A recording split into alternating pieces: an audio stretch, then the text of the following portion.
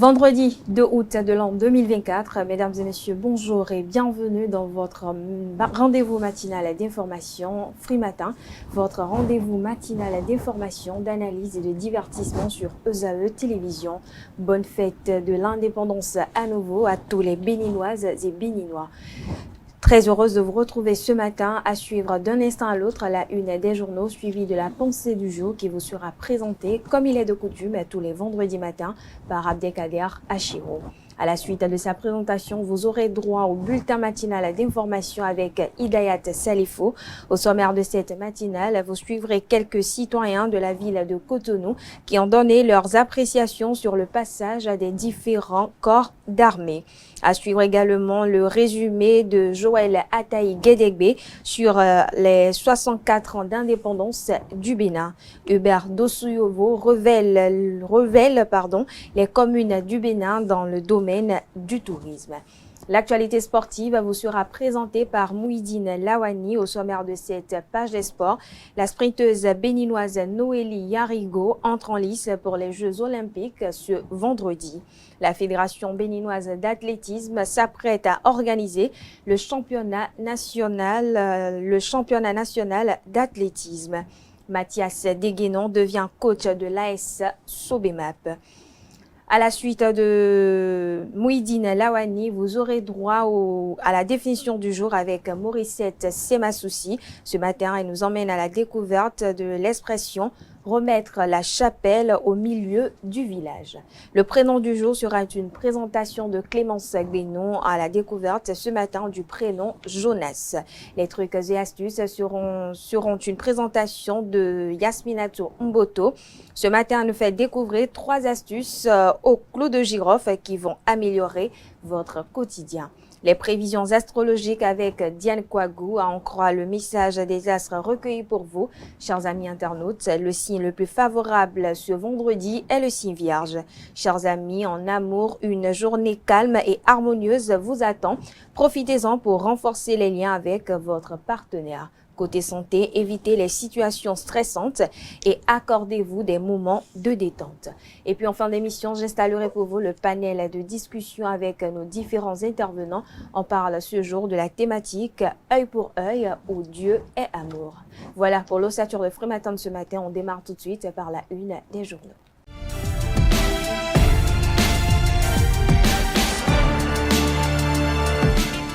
Bonjour chers amis internautes, nous démarrons la une des journaux comme il est de coutume sur ESAE TV par le quotidien Maison, le quotidien béninois d'information générale et d'analyse L'Informateur qui s'intéresse à la célébration du 1er août 2024. Le Canard titre en manchette 64e anniversaire de l'indépendance du Bénin, cérémonie sobre mais solennelle, s'exclame le Canard. Les présidents Soglo et Yahi, la raison avancée de leur absence vous est exposé dans les colonnes de la parution du matin du journal. Le Canard évoque le dépôt de gerbes, le défilé militaire rehaussé surtout par les troupes nigérianes, brève prestation artistique. Ainsi se résument les manifestations officielles du 64e anniversaire de l'accession du Bénin à la souveraineté nationale et internationale. Comme à son habitude, le chef de l'État Patrice Talon aura donné dans la solennité plus que dans la démesure. Retrouvez le compte rendu que fait le Canard de cette célébration aux pages 3 et 4 de sa parution suivie d'un album photo. On lit également à la une de l'Informateur de ce vendredi 2 août 2024, Assemblée nationale, 2 lois votées mardi dernier, décalage de la fête du Vaudou, le pourquoi, nationalité béninoise aux afro-descendants, chose désormais légiférée. Retrouvez des détails en page 4 de la livraison de ce vendredi. Reddition de comptes du gouvernement dans les arrondissements. Dregbe dit merci au président Patrice Talon pour ses actions. Retrouvez le point de cette séance de reddition de comptes dans les colonnes de la parution de ce matin du journal. Retrouvez dans les mêmes colonnes de la parution de ce matin de l'Informateur les productions journalistiques des étudiants en formation sur les différents campus de l'ESAE. L'École supérieure d'administration, d'économie, de journalisme et des métiers de l'audiovisuel qui a ses campus dans les villes de Cotonou, d'Abomey-Calavi et de Parakou. Le quotidien national d'information nous propose ce matin en manchette 64e anniversaire de l'indépendance du Bénin sous un air inédit tout en couleur. Vous avez en illustration une photo du chef de l'État prise dans le commande-car. Au côté, le chef d'état-major des forces armées béninoises, le général Fructueux Baguidi. On lit également à la une de la Nation de ce matin, examen académique 2024. Patrice Talon honore les meilleurs lauréats. Nous passons à présent au quotidien Fraternité. Célébration du 1er août, simple, beau et discipliné. Les populations entre engouement et enchantement. Message de fête nationale de l'Association béninoise d'études stratégiques et de sécurité à retrouver dans les colonnes de la livraison du jour du Canard. Nous nous intéressons à présent à la une de Le Potentiel. Après avoir constaté son incapacité à assurer sa mission, le directeur général Pascal Niamoulenda, limogé de l'ANIP, l'Agence nationale d'identification des personnes, le béninois Aristide Adjinakou, nommé pour réussir là où le Rwandais a échoué. On propose également comme titre ce matin à sa une ce matin, célébration du 1er août 2024, un 64e anniversaire empreinte de couleurs et de solennité. Un peloton mixte des forces armées béninoises et belges a presté. Le détachement des forces armées nigérianes émerveille les invités. Luc Setondia Troko, maire de la ville de Cotonou, Jacques Ayadi, président du mouvement des élites engagées pour l'émancipation du Bénin. Les députés Casimir Soso et Aken Atondé se prononcent. Retrouvez leurs opinions sur cette célébration à la page 5 de la livraison de ce matin. On lit également à la une de Le Potentiel de ce 2 août, célébration de la fête du Vaudou au Bénin, la date du 10 janvier désormais remplacée. Matin Libre, quant à lui, ce matin manchette à ses lecteurs, s'intéresse à Rekia Madougou, le Canard titre ce matin, 64e anniversaire de l'indépendance. Je cite Bénin, notre chère citadelle. Fin de citation. Rekia Madougou déclare son amour pour son pays. Rekia Madougou déclare son amour pour son pays. Des précisions en page 3. Accession de la souveraineté nationale et internationale et de 64 pour le Bénin. Bénin, un musée souterrain à l'étoile rouge. Une reconnaissance au président Kérékou. Selon Kloubou Noumonvi, retrouvez sa tribune aux pages 8 et 9. L'événement précis ce matin en manchette, 64e anniversaire de l'indépendance, un défilé impressionnant et riche en couleurs. Les populations félicitent le président Patrice Talon. Les anciens présidents Nicéphore Dieudonné Soglo et Thomas Boniaï étaient absents. Nicéphore Dieudonné Soglo était absent suite à un malaise. Boniaï était à son chevet. Joseph Famedjogbenou, président du parti politique Union Progressiste Le Renouveau et ancien président de la Cour constitutionnelle, satisfait de la marche progressive du Bénin. Abdoulaye Biotchane, président du parti politique Bloc républicain et ministre d'État du gouvernement, salue la vision claire du Bénin pour le développement. Ensemble, construisons un Bénin prospère où chacun pourra réaliser ses rêves, décide Claudine Afiavi-Prudencio, présidente du parti Renaissance nationale. Retrouvez les temps forts du défilé en images aux pages 2, 3, 4, 5 et 12. On lit également à la une de l'événement précis de ce matin, Assemblée nationale, les lois sur la nationalité aux afro-descendants et la fête des religions traditionnelles adoptées. Le matinal, quant à lui, ce matin, 64e anniversaire de l'indépendance du Bénin, une célébration sous le signe d'importants défis sécuritaires. Soglo Yaye absent au défilé à Cotonou. Les temps forts de la fête à l'intérieur du pays, les dispositions prises pour la sécurisation de l'énergie, impression de personnalité, tout ceci à travers le dossier que propose la rédaction aux pages 5, 7 et 11. Religions endogènes au Bénin, la fête du Vaudou change de date. Le premier quotidien économique du Bénin, l'économiste, quant à lui, s'intéresse au rapport pays 2024 Bénin de la Banque africaine de développement BAD. Réformer l'architecture financière mondiale, impulser la transformation du Bénin, un atelier textile pour booster la dynamique au Bénin. Secteur bancaire dans l'espace UEMOA, l'Union économique et monétaire ouest-africaine, le Bénin près de racheter Société Générale Bénin et sa succursale au Togo. Que comprendre ce titre, c'est à découvrir à la page 2 de la livraison de ce matin. Dynamisme Info, quant à lui, en commentant les faits qui se sont produits hier à la place sur l'esplanade de l'Amazone, le Canard parle de sorte de bain de foule à la fin du défilé militaire et paramilitaire. Le reproche à Yahi fait-il désormais école chez Patrice Talon? Se questionne le Canard. Retrouvez les motivations de cette interrogation à la page 3 de sa livraison de ce matin. Remplacement à la tête de l'ANIP, l'Agence nationale d'identification des personnes. Pascal Niamoulenda, un limogeage ou une démission, s'interroge le confrère. Conseil des ministres de cette semaine, une opération de dédommagement des populations sinistrées annoncée. L'intégralité des décisions prises et les nominations prononcées cette semaine à retrouver à la page 3. Nous passons à présent à Le Télégramme. Célébration du 64e anniversaire de l'indépendance du Bénin, Boni Yahi et Nicéphore Soglo absents aux festivités officielles. Soglo fait un malaise, Yahi à son chevet. Conseil des ministres de mercredi 31 juillet 2024, Aristide Adjinakou, confirmé nouveau directeur général de l'ANIP. Le confrère de décryptage info ce matin parle de la devise du Bénin, fraternité, justice, travail. Martial Potian fait l'autopsie 64 ans après. Je cite, j'invite chacun à respecter le droit de l'autre. Fin de citation. Retrouvez sa tribune publiée dans les colonnes de la parution ce matin du journal. 64e anniversaire de l'indépendance du Bénin. Dorothée Sosa, président de la Cour constitutionnelle du Bénin, salue la finesse de la parade militaire. La primeur, quant à lui, célébration du 64e anniversaire de l'indépendance du Bénin.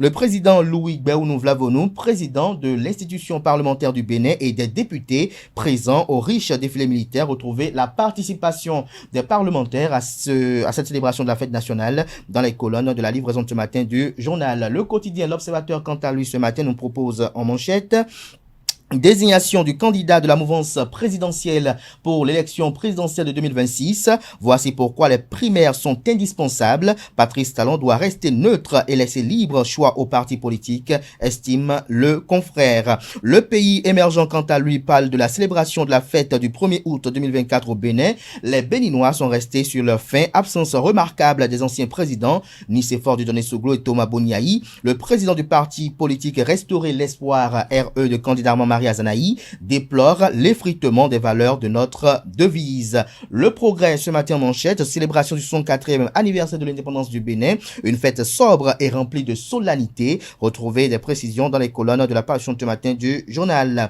Valorisation des ressources minières, l'exploitation du kaolin et de Kétou actée. En illustration, la photo du ministre Sam Seydou Adambi, ministre de l'énergie, de l'eau et des mines. Retrouvez des détails dans les colonnes de la parution ce matin du journal. À présent, on découvre la une de Bénin intelligent, 1er août 2024, sous le signe d'un Bénin sûr et prospère. Vous avez en bandeau du journal une photo de Bertin Corvi, président de l'Alliance Iroko. Je cite ses propos: il faut inviter chaque jour le peuple béninois à l'unité nationale. Fin de citation. Retrouvez l'intégralité de ses propos et les circonstances dans lesquelles les 10 propos ont été tenus dans les colonnes de la parution ce matin de Bénin intelligent. Le Routier fait de sa manchette de ce matin l'actualité liée aux partis politiques, notamment les préparations pour les prochaines élections présidentielles. Vous avez en illustration les logos des partis politiques ci-après: UPR, Union Progressiste Le Renouveau, BR, Bloc Républicain et LD, les Démocrates. Le Canada estime qu'il est d'une nécessité d'organiser les primaires au sein des partis politiques, cela ainsi faisant allusion à l'unanimité autour du choix des candidats aux prochaines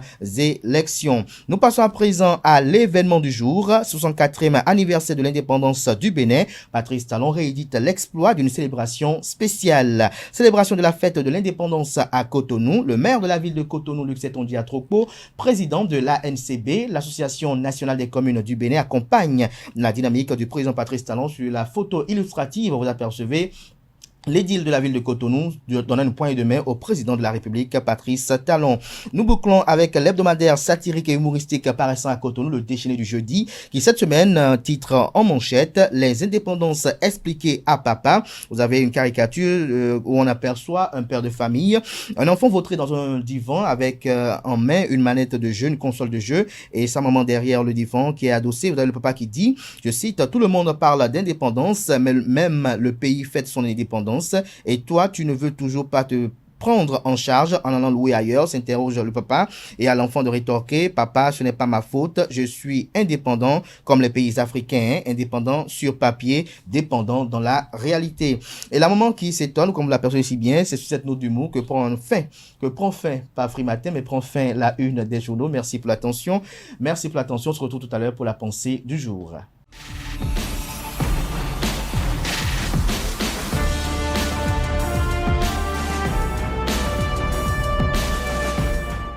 À nouveau, bonjour. La pensée du jour, c'est avec vous, Abdelkader Achiro.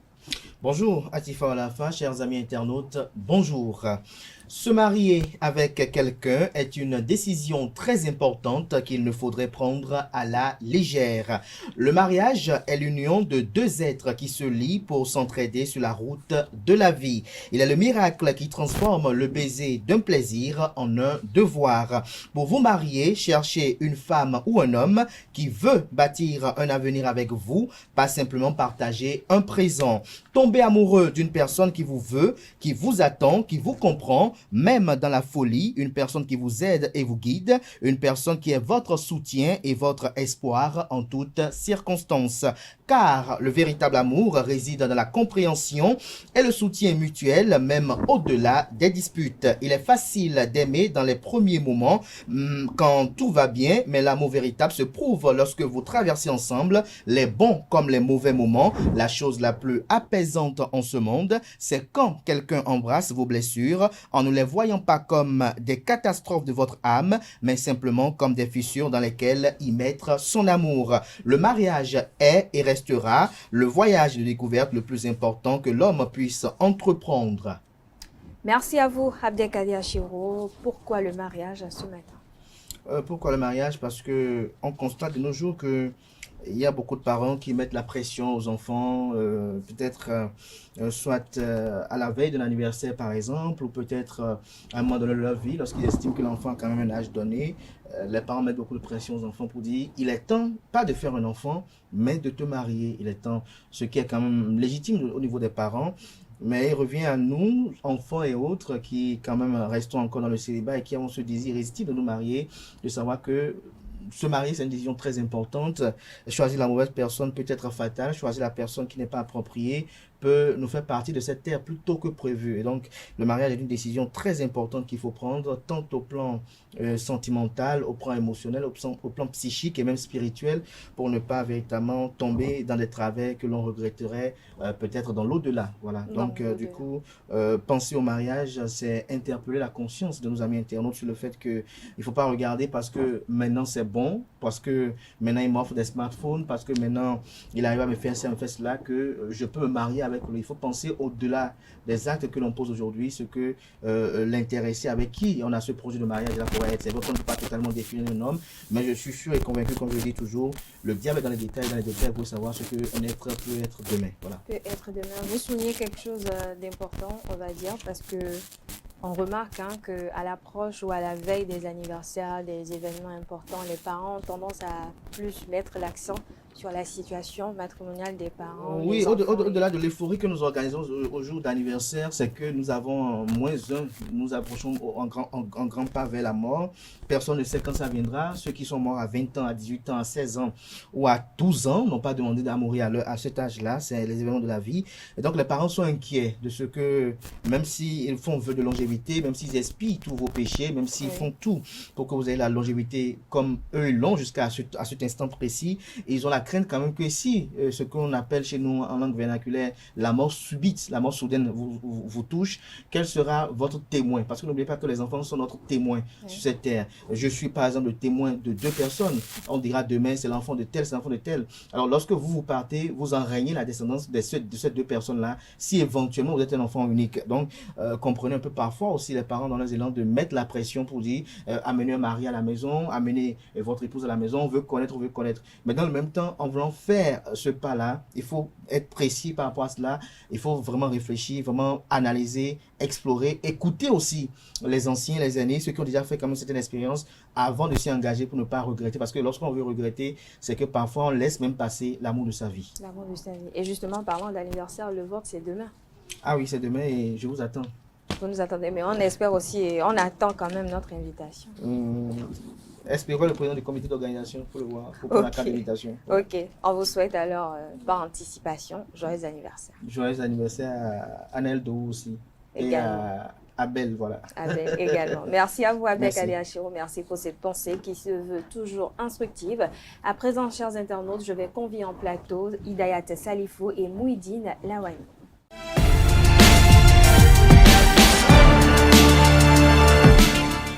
Le bulletin matinal d'information, c'est avec vous, Hidayat Salifou. Bonjour à vous. Bonjour Atifa. Très jolie base. Hein. Merci beaucoup. La page des sports avec vous, Mouhidine Lawani. Bonjour à vous. Bonjour Atifa. Vous allez bien? Je vais très bien. Très belle tenue également. Merci. On démarre avec vous, Hidayat Salifou. Certains citoyens de la ville de Cotonou donnent leur appréciation sur le passage des différents corps d'armée. Bonjour chers amis internautes, heureuse de vous retrouver une fois encore pour le bulletin matinal. Le Bénin a célébré ce jeudi 1er août 2024 le 64e anniversaire de son accession à la souveraineté internationale. Au menu des festivités figure le défilé militaire et paramilitaire qui a débuté à 10h. Conté Amoussou, Anaël Dohou et Irène Omeki se sont approchés de quelques citoyens rencontrés sur les lieux qui apprécient le passage des différents corps des armées béninoises. Suivons ensemble. Les choses se passent bien. J'ai vu le président passer tout à l'heure. Bon, le public l'a applaudi. Bon, et c'est bien. Les choses sont bien organisées. Déjà, pour moi, c'est ma seconde fois, je crois. La première fois, c'était il y a peut-être 20 ans que je suis venu assister à un pareil événement de célébration du 1er août. Donc, pour cette seconde fois, je trouve que c'est vraiment grandiose. Et voilà, et je suis là surtout aussi pour la transmission, pour les enfants, parce que amener les enfants voir un peu et partager ce sentiment de fierté nationale. Ils ont vu la grandeur de notre armée, et mes enfants étaient vraiment impressionnés. C'est surtout pour ça que je suis venu, pour qu'ils voient un peu que nous sommes bien protégés au Bénin. Voilà, on entend terrorisme partout, mais quand on voit l'armada de militaires ici et d'engins, militaire, franchement, ça montre quand même que nous sommes bien équipés au Bénin. D'abord, c'est une fête nationale et tous les Béninois par devoir devaient y assister. Comme vous pouvez le constater aussi, c'est une très très belle fête. Vous avez constaté que les troupes se sont sérieusement entraînées. Nous avons eu droit à de très beaux spectacles. Et les invités, que ce soit d'honneur, que ce soit le citoyen lambda, ils étaient tous contents. Vous avez vu comment ils ont applaudi. Donc, c'est une fête qui a été très bien préparée et très bien exécutée. Nous sommes fiers de toutes les troupes qui sont passées. Nous sommes fiers des différentes composantes qui sont passées. Et on sent vraiment que le Bénin fait un grand effort dans sa marche vers la prospérité et la souveraineté. Ça s'est bien passé. Je pense qu'il devrait avoir un peu plus de place parce que là, on n'a pas pu voir tout le défilé. On a vu le début, on a vu le président passer, ce qui était bien, mais ce qui se passe plus vers l'Amazone, malheureusement, on n'a pas pu voir. Très fier. Pourquoi pas? Vous me voyez, vous me sentez? Vous voyez, je suis fier d'être béninois, fier d'être à Cotonou et fier d'accompagner les actions du chef de l'État. Je n'ai pas eu l'opportunité de voir passer une bonne partie de l'armée. En tout cas, ce que j'ai vu, c'est beau, c'est magnifique. Et je peux dire, ils ont bien travaillé, il y a de l'harmonie dans les présentations. Ah, regardez le défilé. C'est la première fois que j'assiste au défilé du 1er août. À présent, on va suivre quelques citoyens béninois qui déclinent leurs impressions sur la métamorphose du Bénin. Oui, toujours au micro de nos envoyés spéciaux. Impressionnés par tout ceci, quelques citoyens nous livrent leurs impressions sur le développement amorcé par le Bénin ces 10 dernières années. Ce n'est un secret pour personne que dans le pays, il y a des changements. Il y a vraiment des changements. C'est vrai que pour le citoyen lambda, à quel prix on le sait, mais il y a vraiment de changements. Il y a des chantiers partout.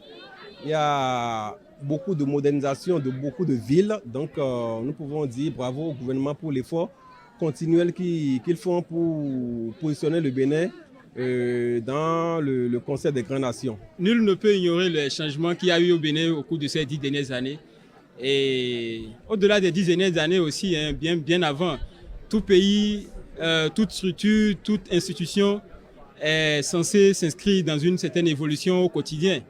Voilà. Néanmoins, les 10 dernières années ont connu quand même certaines accélérations sur le plan des constructions des infrastructures et beaucoup d'autres édifices, surtout le charme qu'on met aussi dans... On sent quand même qu'il y a un monsieur qui est là, qui a du goût et qui apporte une certaine rigueur dans l'exécution de certains travaux. Voilà, donc c'est appréciable.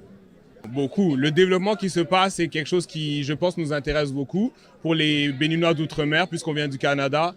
Et je pense que dans le futur, on va venir de plus en plus pour pouvoir aider à développer le pays avec les connaissances qu'on a apprises autre part. Ça nous inspire non seulement le changement, ça nous inspire la dynamique. Vous avez vu, Vous avez vu que le boulevard sur lequel nous sommes en train de... ce boulevard a complètement changé. Donc c'est du dynamisme qui s'exprime à travers les actions du chef de l'État. Moi, je ne vis pas ici, je peux dire que oui, il y a eu beaucoup de changements, il y a eu beaucoup d'évolutions. Les infrastructures aussi, on peut noter qu'il y a eu une amélioration au niveau du pays. Mais il y a d'autres gens, bon, tomiton, et nous convons nous mi maman point, nous avons mon égbé, bah il ne peut pas filmer quoi. Là il y a mi mon lèvre, bon je lève bien et l'argent moins pour voir, bah il ne peut pas filmer, ni coup d'argent ton, donc et na tieni, ni lèvre bloqué du mot, bon filmer tout là na moi ça. Oui et nous donc là il y a mi mon le donner, mais mi a mi mon égbé bon et il ne peut pas chami quoi, bah mi na deux et l'argent ton ouais.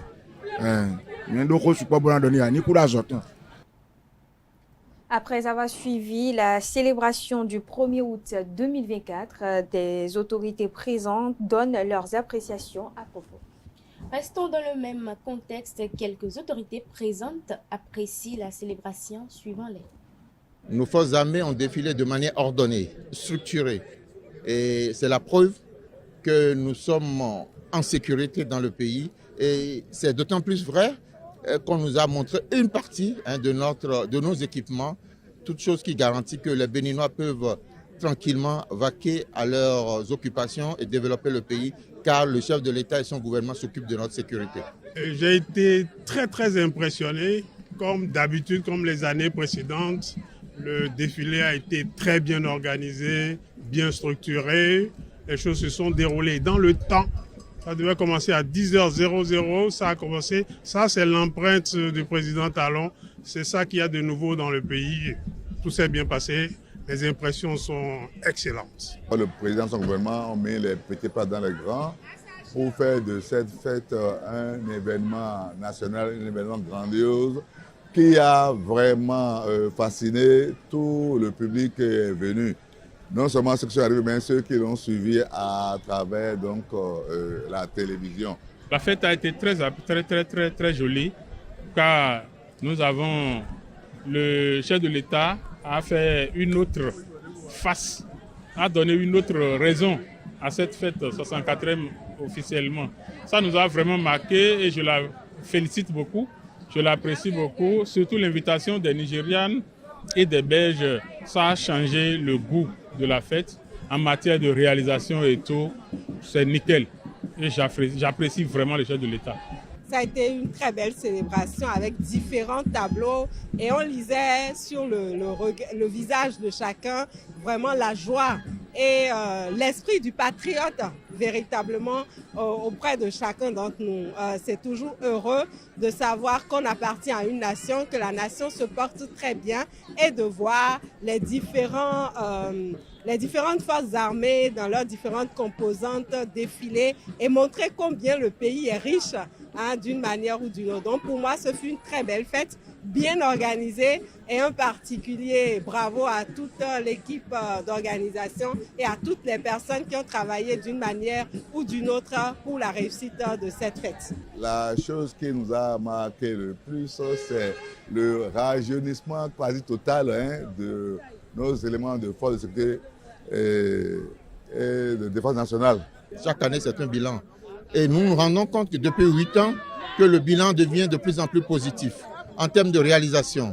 Je sors d'une tournée gouvernementale, j'ai accompagné le gouvernement sur le terrain et dans le fin fond de nos villages, on a des réalisations en matière d'équipement, en matière d'électrification, en matière d'eau. Voilà des choses essentielles. Et en matière de route, voilà des choses essentielles que nos paysans demandent. Et depuis 8 ans que le chef de l'État est là, nous voyons que le taux de satisfaction augmente chaque année et nous prions Dieu pour qu'ensemble, grâce à la sécurité que nous sommes en train d'entretenir, chacun et tous puissent avoir tous ces éléments-là, y compris la scolarisation, y compris les filets sociaux que le gouvernement met en œuvre pour pouvoir accompagner les familles les plus pauvres.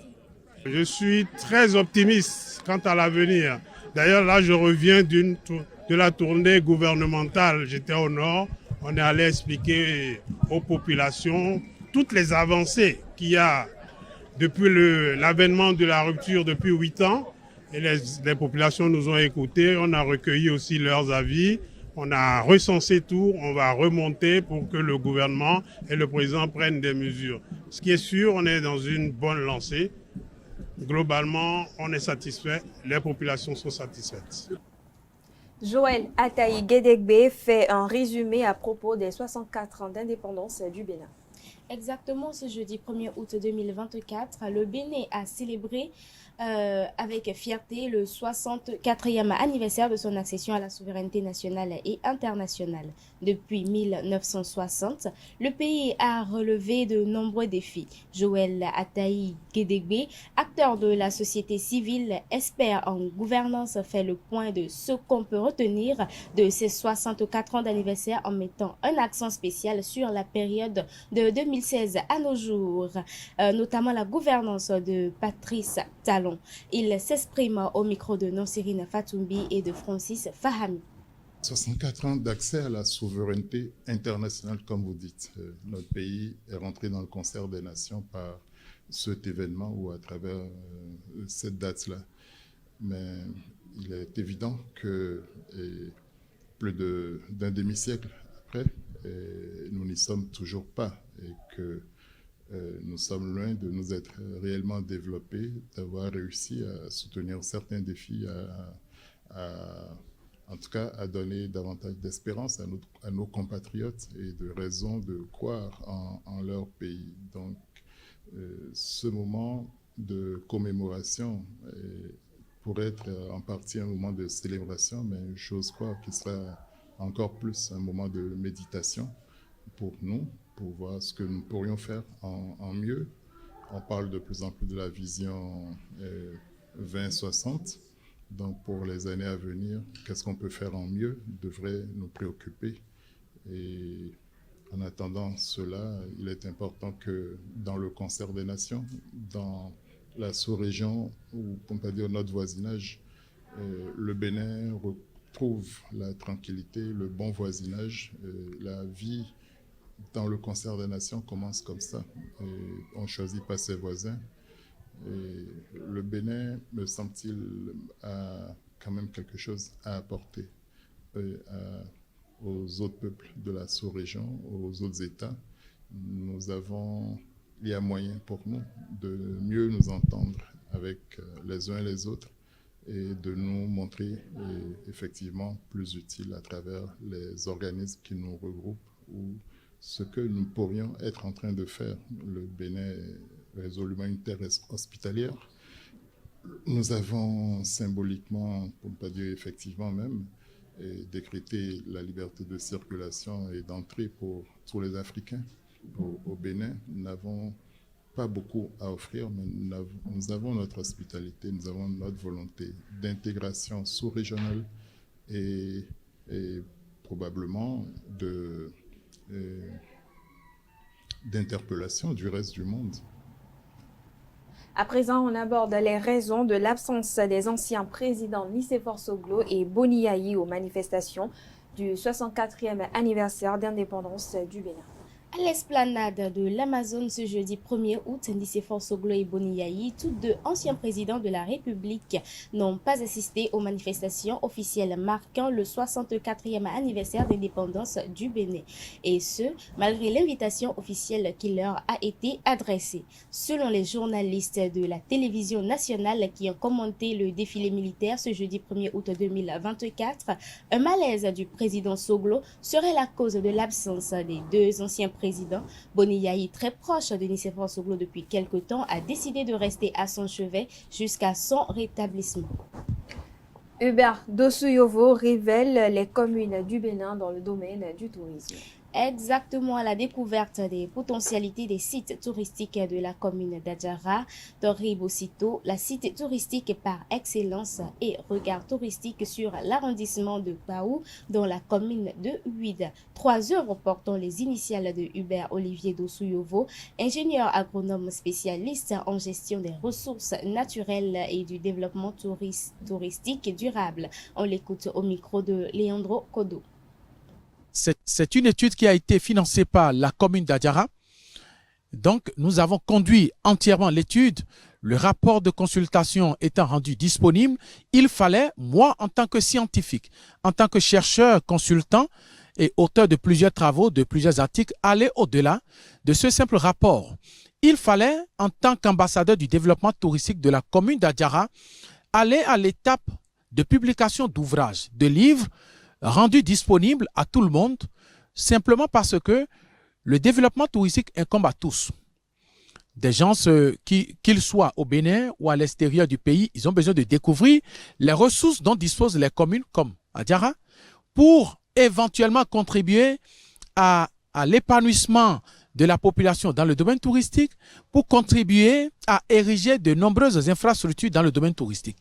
Puis parvenir, vous n'allez pas leur dire, voilà des rapports de consultation, non, mais ce sont des livres, des ouvrages que vous avez l'obligation de publier, qui seront accessibles à tous, que les gens pourront acquérir un peu partout dans le monde. Ils peuvent commander, avoir les livres pour apporter leur pierre à l'édification touristique des communes. Le cas, par exemple, de la commune d'Adjara. On reste toujours avec Hubert Dosuyovo qui s'investit dans la promotion et la valorisation des communes du Bénin. Oui, restons avec l'ingénieur Hubert Olivier Dosuyovo, ayant fait l'option de s'investir dans la promotion et la valorisation des communes du Bénin en éditant les véritables guides pour l'émergence touristique des municipalités du Bénin, propos recueillis par Leandro Kodo. L'étude que j'avais conduite sur l'arrondissement de Kwaou, elle a été entièrement financée par son excellente Madame Sabine Foun. Après lui avoir présenté le protocole de recherche, elle a adhéré, ça a été étudié et elle a un cadre technique dans lequel ces études se font, c'est-à-dire les protocoles sont présentés, ça a été validé, nous avons conduit l'étude. Outre cela, l'étude sur la commune d'Adjara, elle a été entièrement prise en charge par la commune. Et il fallait aller au-delà d'un simple rapport de consultation. Autrement dit, l'objectif, c'est de rompre avec la tradition qui consiste à laisser des rapports de consultation dans des tiroirs qui deviennent des paperasses, qui deviennent des objets à poussière. Donc, il faut révéler les localités. Il faut rendre des documents accessibles à tout le monde. Pour y parvenir, nous devons quitter l'étape de simple rapport pour aller à l'étape de livre disponible à tout le monde, accessible à tous. Pour finir, les Émirats arabes unis et l'Organisation mondiale de la santé OMS décident d'évacuer certains Palestiniens malades et blessés vers Abu Dhabi. C'est bien cela, dans le cadre de leur engagement humanitaire, les Émirats arabes unis de l'Organisation mondiale de la santé ont décidé de procéder à l'évacuation médicale urgente de 148 Palestiniens malades et blessés vers Abu Dhabi. Les bénéficiaires de cette opération seront accompagnés de 63 membres de leur famille vers Abu Dhabi depuis l'aéroport de Ramon en Israël via le passage de Karam à Abu Salem. Et c'est tout pour le bulletin matinal de ce matin. Merci de nous avoir suivis. On se dit à très bientôt. Merci à vous Hidayat Salifou. Merci pour cette présentation du bulletin matinal d'information. Vous restez avec moi. On retrouve d'un instant à l'autre Mouidine Lawani pour la page Espoir. La page Espoir avec vous Mouidine Lawani. Bonjour à nouveau. On démarre par l'athlète béninoise Noélie Yarigo qui entre en lice pour les Jeux Olympiques ce vendredi. Amis internautes, bonjour. Après Alexis Padé et Valentin Winator, c'est au tour de Noélie Yarigo d'effectuer son entrée aux Olympiades de Paris 2024. L'athlète béninoise qui ne cesse d'honorer le pays entre dans la liste ce vendredi 2 août 2024 sur les 800 mètres. Pour cette épreuve, les 3 premières de chaque série se qualifieront pour les demi-finales. Rappelons que Noélie Yarigo est membre de la série D. La Fédération béninoise d'athlétisme s'apprête à organiser le championnat national. Bien sûr, la Fédération béninoise d'athlétisme s'apprête à organiser l'édition 2024 des championnats nationaux d'athlétisme, prévu pour se tenir du 2 au 4 août au stade général Mathieu Kérékou de Cotonou. Ce rendez-vous statutaire connaîtra la participation de plus de 200 athlètes venus de toutes les régions du Bénin. Ils concourront dans diverses disciplines telles que le lancer de poids, le javelot, le saut en hauteur, le saut en longueur et la course de relais. Mathias Deguenon devient coach de l'AS Sobemap. L'association sportive Sobemap a officiellement présenté mardi 30 juillet 2024 Mathias Deguenon comme nouvel entraîneur du club. Ancien joueur de Énergie FC et occupant depuis 4 ans le poste d'entraîneur des Guépards U20, le technicien local a signé un contrat de 3 ans. Rappelons qu'il a été champion en 2021 avec l'Autopopo FC et vice-champion du Bénin en 2023 avec le même club. Ainovi FC a battu en amical la formation des Tambours à Adjara. Évidemment, en amical, ce mercredi 31 juillet 2024, les joueuses du Ainovi FC féminin ont dominé la formation de Tambour de Adjara sur un score de 2-1. Joué sur la pelouse de Djefa, ce match s'inscrit dans le cadre des préparatifs de la 4e édition du tournoi zonal UFOA B qui aura lieu dans quelques jours à Abidjan. Pour rappel, Ainovi FC sera le représentant du Bénin lors de cette édition. Guillaume Agbeyinou va bientôt s'engager avec Dadje Football Club. À l'issue de son contrat avec Coton Football Club, Guillaume Agbeyinou serait en route pour Dadje FC, le vice-champion 2023-2024 du Bénin. Le club d'Aplaroué, actuellement en pleine préparation pour les préliminaires de la Coupe de la Confédération de la CAF, mise sur l'expérience et le savoir-faire de ce gardien révélé en 2022 sous les couleurs d'AS Vaud. Selon les informations révélées par les sources proches du dossier, à 229 foot, les discussions pour son transfert sont très avancées. Et pour finir, les demi-finales handball de la Coupe de l'Indépendance se sont déroulées ce mercredi. Au handball, les demi-finales de la Coupe de l'Indépendance se sont déroulées ce mercredi 31 juillet au Hall des Arts, Sports et Loisirs de Cotonou, opposant Djougou à Parakou et Lokossa à Porto Novo. À cette occasion, 500 ballons de handball ont été distribués aux différentes équipes participantes. Ce geste représente une avancée majeure de la politique de la fédération visant à fournir du matériel sportif pour renforcer la pratique de ce sport au Bénin. Merci à vous, Mouidine Lawani. Vous pratiquez quel type de sport? Je pratique le football. Le football, oui. Seul, non? Oui, seul le football. Hidayat Salifou, vous faites quoi comme sport? Le Saut en longueur. Saut en longueur. Ah, c'est bien ça. On aimerait bien vous voir à l'œuvre. Oui, je saute bien. Vous sautez bien. Ouais, très Où? bien. Vous sautez où? Là où il faut. Là où il faut. Comme où par exemple? Je préfère garder ça secret. Vous pouvez garder ça secret. Ouais. Ok. C'est vraiment intéressant. Merci à vous à nouveau. Merci pour vos diverses présentations. À présent, on va installer Morissette Semasoussi et Clémence Benou, respectivement pour la définition du jour et le prénom du jour.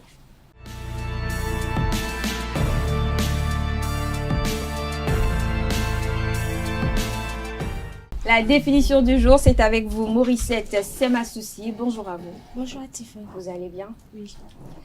Le prénom du jour avec vous, Clémence Benou. Bonjour à vous. Bonjour à Tiffany. Ça va? Ça va très bien.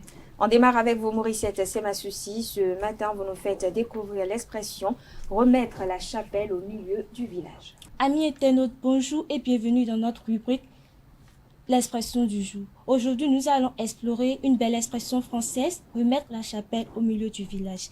Cette expression évoque l'idée de rétablir l'harmonie, de résoudre les conflits et de ramener la sérénité au sein d'une communauté. Imaginez un village où les tensions et les désaccords règnent. La chapelle, symbole de paix et de rassemblement, représente alors ce lieu où les habitants peuvent se retrouver, discuter et trouver des solutions ensemble. Dans nos vies quotidiennes, que ce soit au travail, en famille ou entre amis, il est essentiel de remettre la chapelle au milieu du village.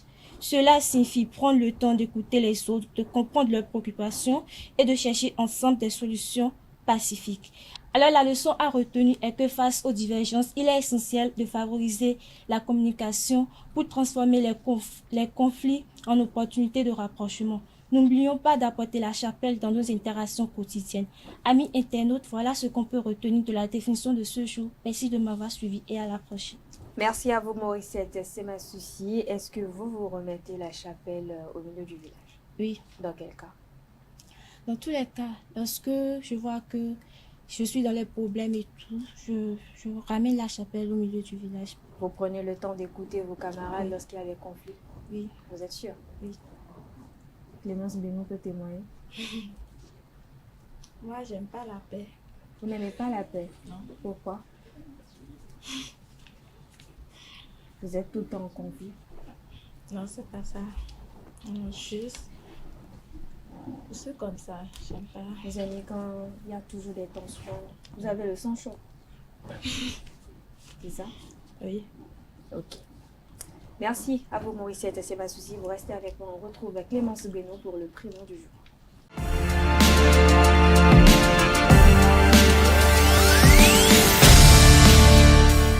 Le prénom du jour avec vous, Clémence Beno. Bonjour à nouveau.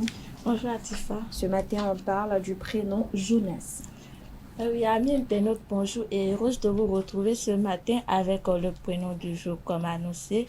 Le prénom de ce jour est Jonas. Jonas est un prénom d'origine hébraïque qui dans son sens littéral signifie colombe. Plusieurs fois mentionné dans la Bible, Jonas est le prénom d'un des 12 petits prophètes de Jésus. Jonas n'est pas un prénom qui a complètement disparu de l'usage courant.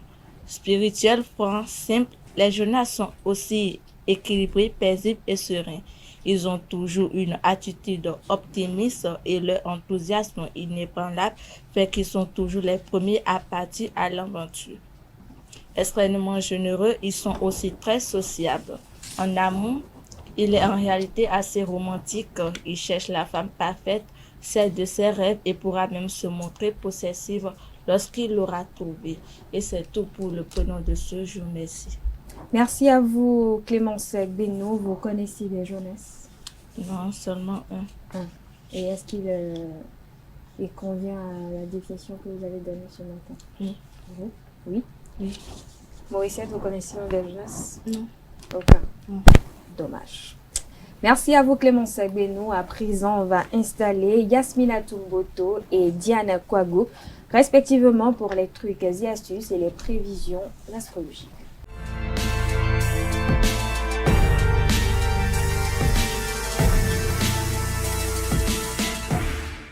Les trucs et astuces, c'est avec vous, Yasmina Tumboto. Bonjour à vous. Bonjour, Atifa. Vous êtes très belle ce matin. Merci, vous aussi. Merci. Les prévisions astrologiques avec vous, Diane Kwago. Bonjour à vous. Bonjour, Atifa. On démarre avec vous, Yasmina Tumboto. Ce matin, vous nous faites découvrir 3 astuces au clou de girofle qui vont améliorer le quotidien. Merci, tout à fait. Amis internautes, bonjour. Heureuse de vous retrouver ce matin. Très efficace et aromatique, le clou de girofle possède de nombreuses vertus médicinales, antiseptiques, anti-inflammatoires et anesthésiant local. Il a tout du parfait allié du quotidien grâce à sa richesse en égenol. Voici 3 astuces au clou de girofle qui vont améliorer votre quotidien. 1. Vous pouvez utiliser le clou de girofle pour calmer les maux de dents. Amis internautes, c'est l'un des meilleurs remèdes naturels contre les maux de dents grâce à ses propriétés antiseptiques, anesthésiques et antibactériennes. Il peut aussi soigner une parodontite douloureuse que calmer une rage de dents. Vous pouvez mâcher doucement pendant quelques minutes ou écraser avant de le disposer sur la dent qui souffre. 2. Vous pouvez utiliser le clou de girofle pour les maux de ventre ou les troubles digestifs. Avec une simple infusion au clou de girofle, vous pouvez lutter contre les gaz et les petites douleurs au ventre liées au ballonnement.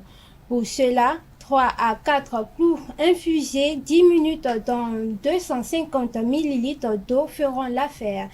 N'oubliez pas d'ajouter une petite dose de miel, du jus de citron ou un peu de cannelle. Buvez-en jusqu'à 3 tasses en dehors des repas. Troisième et dernière astuce, amis internautes, en cas d'infection urinaire ou de calcul rénal. Pour calmer et apaiser les infections urinaires, vous pouvez encore une fois opter pour une infusion à base de clous de girofle. Vous pouvez par ailleurs y ajouter une dose d'huile essentielle de lavande pour plus d'efficacité face à vos cystites. Bien sûr, cela ne doit pas vous empêcher d'aller voir un médecin. Et n'oubliez pas, amis internautes, d'utiliser les clous de girofle avec modération. Une consommation excessive peut provoquer des effets secondaires comme l'irritation de la peau ou muqueuse, des nausées, des vomissements ou des problèmes de respiratoire. C'est tout. Merci de m'avoir suivi et à bientôt. Merci à vous, Yasmina Toumboto. Est-ce que vous utilisez les clous de girofle? Oui. Dans quel cas? Pendant un temps, j'étais très malade. J'étais allée à l'hôpital. On n'a pas vraiment trouvé de problème. Donc, j'avais problème de ventre. Et donc, je l'ai utilisé. Ça m'a vraiment soulagée. Ça vous a soulagé. Diane Kouagou, vous utilisez les clous de girofle? Oui. Dans quel cas? Pour les cheveux. Pour les cheveux, comment vous l'utilisez? Je chauffe je mets le cheveu. Après, j'extrais l'eau et je mets dans une bouteille que je pompe sur mes cheveux. Et ça fait quoi aux cheveux? Ça aide à pousser les cheveux. Pardon? Je ne vous ressens pas. Ça aide à pousser les cheveux. Okay. Pourquoi vous êtes timide pour parler? Sortez la voix correctement. Okay. Nos amis internautes ont du mal à vous écouter. Merci à vous, Yasmina Toumboto. Vous restez avec moi. On retrouve d'un instant à l'autre Diane Kouagou pour les prévisions astrologiques.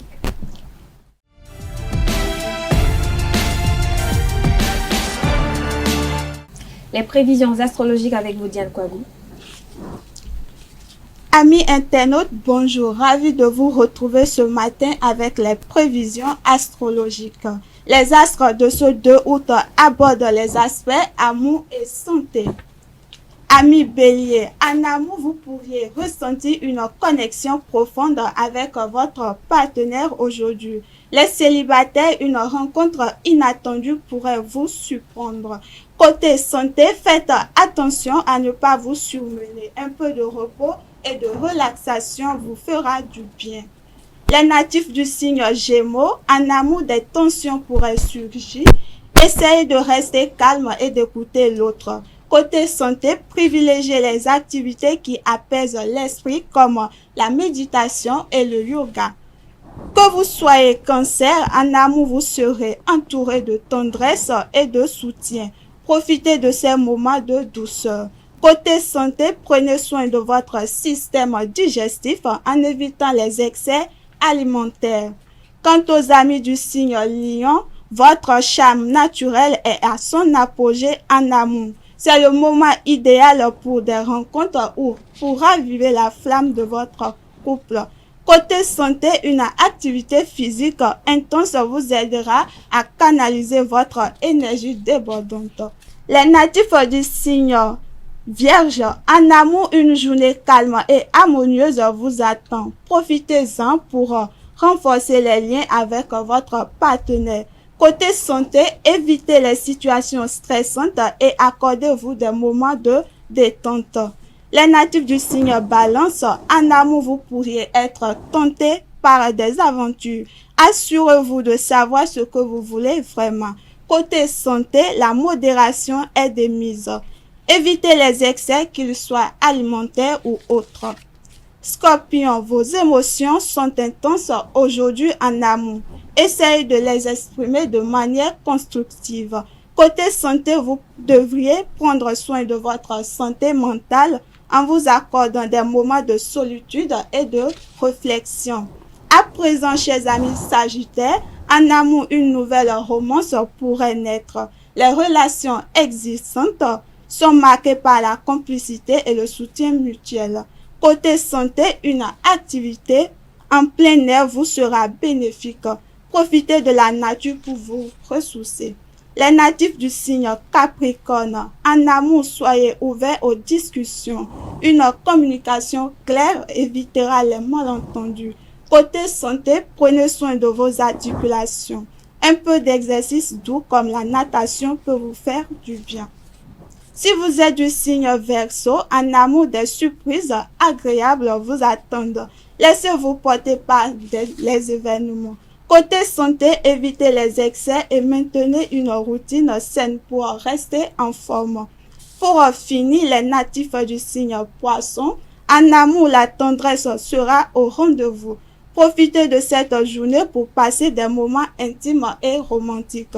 Côté santé, écoutez votre corps, et proposez-vous si vous en ressentez le besoin. La relaxation est importante. Amis internautes, c'est tout pour l'horoscope de ce jour et bon week-end à vous. Merci à vous Diane Kouagou, merci pour la présentation des prévisions astrologiques. Dites-moi, vous êtes de quel signe? Je suis du signe Balance. Balance, ok. Et vous Yasmina Toumboto? Je suis Verseau. Verseau, très bien, merci à vous. Yasmina Toumboto, vous restez avec moi, on aborde à présent la dernière partie de cette émission, à savoir le panel de discussion.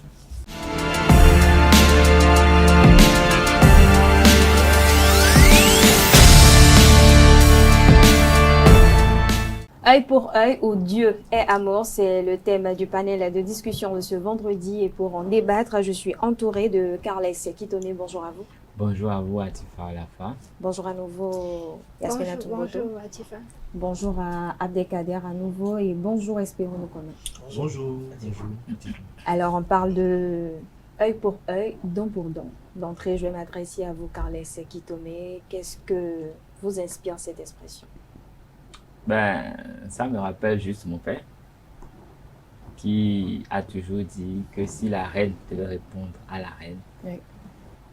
Où serait le monde, où irons-nous, où finirons-nous? Parce que la reine, c'est un sentiment qui amène vers la destruction. Et donc, si nous voulons détruire parce qu'on a détruit quelque chose qui nous appartient, je suis sûr que le monde serait invivable pour nous tous. Donc, œil pour œil, dent pour dent, je sais que quand on lit un peu les écritures anciennes, on se rend compte que si quelqu'un te crève un œil, tu lui crèves aussi un œil. C'était même la sentence, c'était ça la justice. Et on peut, à défaut, s'il est aveugle, vous pouvez lui prendre une dent à la place, quoi. C'est ça ce que ça veut dire. Et donc, ça veut dire que finalement, tout le monde sera handicapé. Et je ne sais pas où pourra aller un monde qui n'est fait que d'handicapés. Donc pour moi, œil pour œil, dent pour dent, c'est à bannir. Pour vous, Dieu est amour. Dieu est amour, l'homme aussi est amour. Hein. Tout à fait. Abdelkader?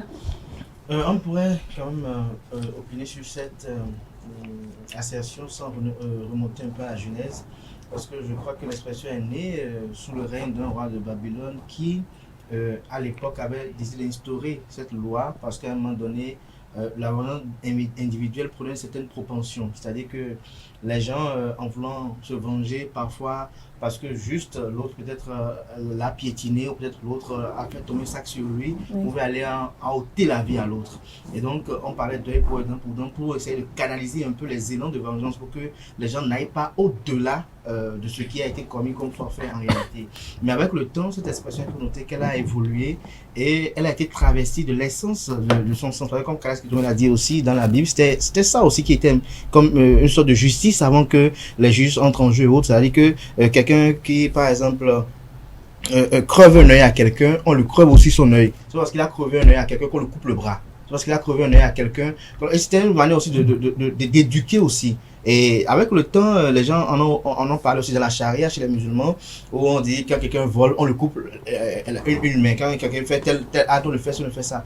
Mais avec le temps aussi, cette expression a mûri parce que les gens ont estimé que il y a des actes que l'on commet par inadvertance.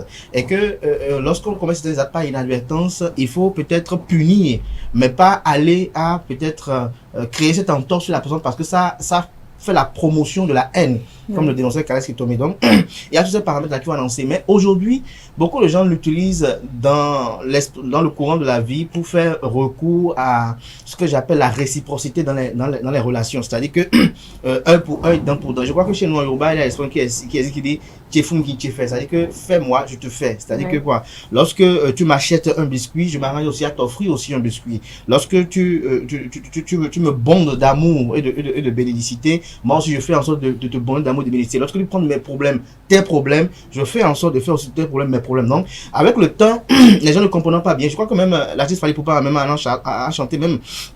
Citation dans l'un de ces nouveaux refrains tout à l'heure, il disait un pour un, dent pour dent, la voix des talions, voit un peu. Donc, les gens dans les relations amoureuses aujourd'hui ont déporté cette loi-là pour dire, lorsque je suis en couple, par exemple, avec X, si je l'aime, elle doit m'aimer. Si je l'aime, elle ne m'aime pas, la relation n'a pas, elle est déséquilibrée. Donc, les gens ont fait revenir cette expression pour essayer un peu de l'équilibrer. Mais n'occultons pas que, même si on doit rester dans ce sillage de Dieu, la loi du talion, qui pour certains, comme il le dit, c'est une loi divine, c'est une loi qui a quand même ses bons côtés. Je crois qu'il faut faire un savant dosage avec ce que Calis me présentait tout à l'heure. Dieu est amour et l'homme est amour. Donc, en voulant juste apposer les autres, il faut savoir comment le faire. Je suis pour ceux qui utilisent la loi du talion dans les rapports personnels, c'est-à-dire que quoi, lorsque par exemple tel a perdu par exemple son parent ou bien a fait si, j'ai eu le courage de il s'est déplacé peut-être pour moi, juste peut-être jusqu'à Tidogo même quelque part dans le Togo, et que lui aussi perd son parent à la porte à côté, j'ai le devoir de le faire parce que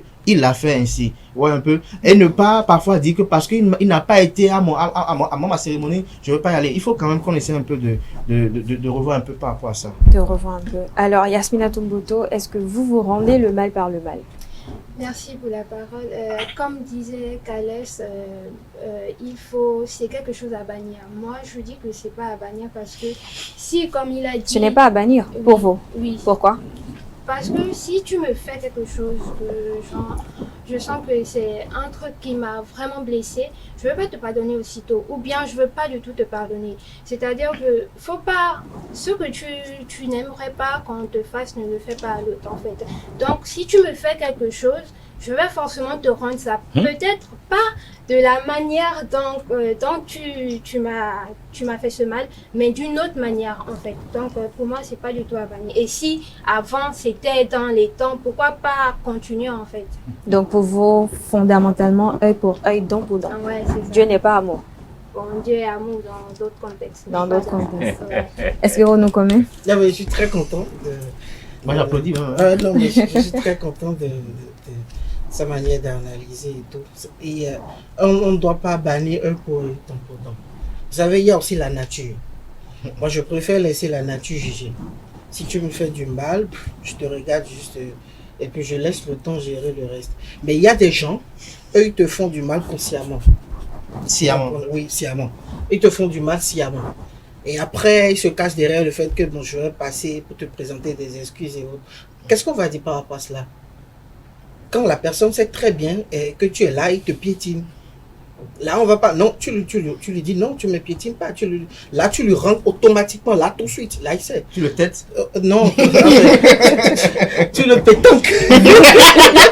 Une chose est sûre, vous ne laissez pas passer. Non, il y a des.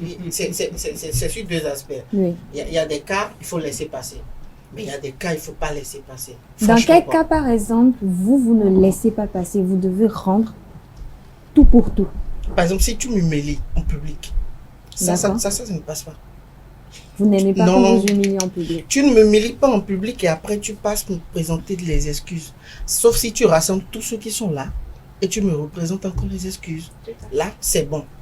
Mais tu ne m'humilies pas en public et tu viens me voir seul, tu dis, ben écoute, excuse-moi. Encore que entre pardonne-moi et excuse-moi, il y a encore une autre différence. Il y a des gens, vous savez que pardonne-moi est différent de, je te demande pardon est différent de excuse-moi. Parce que on ne peut pas dire excuse-moi, ça ne se justifie pas. Comment on n'exige pas. Non. On présente des excuses. On ne dit pas excuse-moi. Excuse-moi pourquoi? C'est pas un ordre qu'on lui donne quand même. On présente ses excuses pour quelque chose qu'on a fait de façon. Oui, on ne réclame pas l'excuse. Mais ce que je voudrais souligner, c'est que le pardon, quand on dit pardon, quand je dis s'il te plaît, excuse-moi et pardonne-moi, c'est que je suis conscient de ce que j'ai eu à te faire et j'ai du remords, tu vois.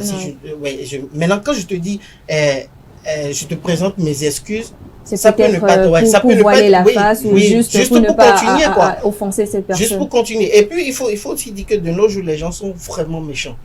L'humain est comme ça.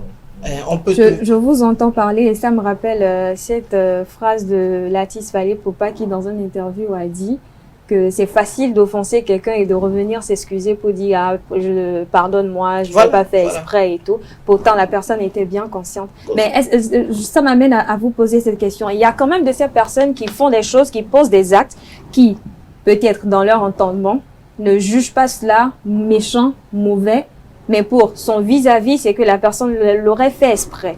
Qu'est-ce que vous répondez à cela?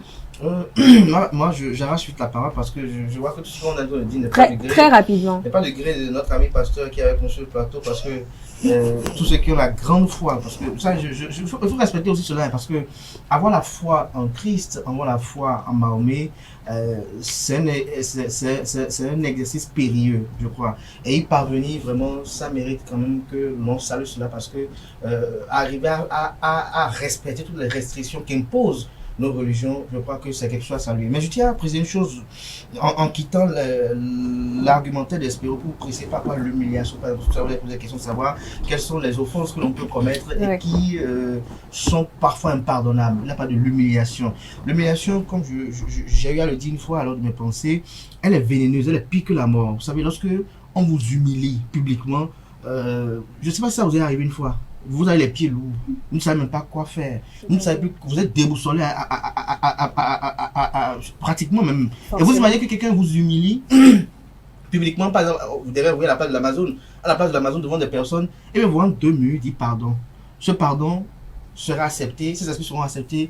Si avec cette personne j'ai des relations particulières, avec cette personne j'ai un passé conséquent qui est de nature à ce que je puisse supporter cela, mais c'est pas cela. Ce serait difficile. Mais vous savez, dans la vie, peu importe ce qu'on vous fait, vous devez pardonner, vous devez savoir. Vous devez passer cela. Parce que sans ça, vous remplissez vos cœurs. Le parcours de Khaled Sitomé, un parcours, parce que comme je disais tout à l'heure, le parcours de ceux qui ont la foi, qui parviennent, c'est un parcours périlleux qui amène quand même à transcender certaines réalités et à prendre le dessus de la mêlée. Vous savez, les hommes de foi, parfois, c'est des gens qui estiment que tout arrive pour une raison, tout arrive parce que Dieu l'a voulu, et ils mettent Dieu au centre de tout. Ils mettent Dieu au centre de tout. Ce qui les amène à dire, ce qui les amène, ces hommes de Dieu, de foi, à dire en fait que, bon, si tu l'as fait, donc je te pardonne parce que Dieu est un grand pardonneur, parce que autant que nous sommes sur cette terre, chacun de nous, nous offensons Dieu chaque matin, chaque minute, chaque seconde et chaque tierce. Chaque tierce. Merci à vous, Abdelkader. On va quand même suivre l'avis de quelques citoyens sur la thématique du jour. On regarde. Que ce soit les lois de la nature, que ce soit les prescriptions du Coran ou de la Sainte Bible, Dieu a dit de ne pas juger. Alors quand certaines personnes pensent qu'il faut aller dans le sens de œil pour œil, dent pour dent, il serait souhaitable que dans la demande de laisser celui qui vous a offensé et de prier pour lui, il serait bien de ne pas se rendre justice soi-même. Le mal, pas le mal, non. Je pense que d'abord il faut laisser le bon Dieu juger. Si quelqu'un vous fait du mal, vous allez voir, même si il échappe sur cette terre, dans l'au-delà, il aura pour son compte. Il ne faut jamais rendre le mal par le mal, puisque nous sommes tous créés par l'Éternel des armées. Quand quelqu'un te fait du mal, il suffit de prier pour lui.